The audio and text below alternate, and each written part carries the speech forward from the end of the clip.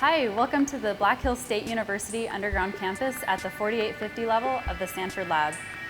As the closest institution to the Sanford Lab, BHSU students have access to the unique environment of the Sanford Lab a mile underground.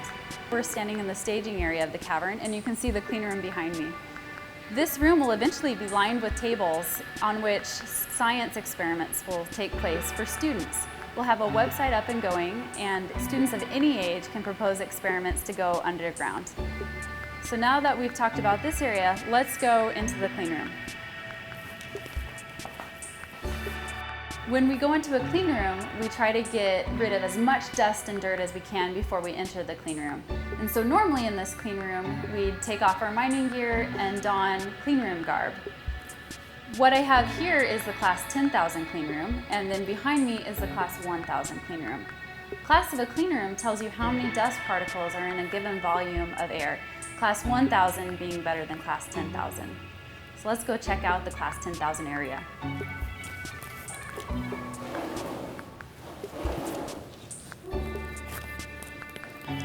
So here we've got our Class 10,000 clean room, which will mainly be dedicated to biological use. Though there's nothing in it right now, this will be lined with lab benches and microscopes and laptops. Biologists are going to the far reaches of the Sanford Lab to study the microbial communities that live there. They will bring their samples back here to the Black Hills State University campus to analyze, to look for their antimicrobial properties. They're also interested in finding what lives deep underground, because what lives deep underground here might live deep underground somewhere like Mars.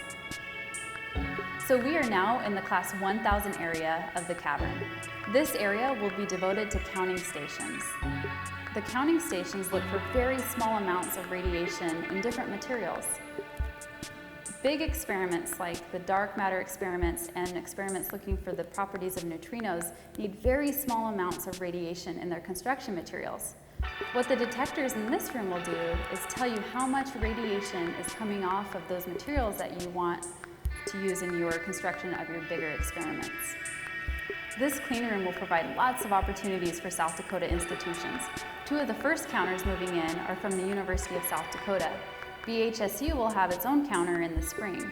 Additionally, the South Dakota School of Mines and Technology has also proposed a counter. The BHSU underground campus will also provide research experience for undergraduate students.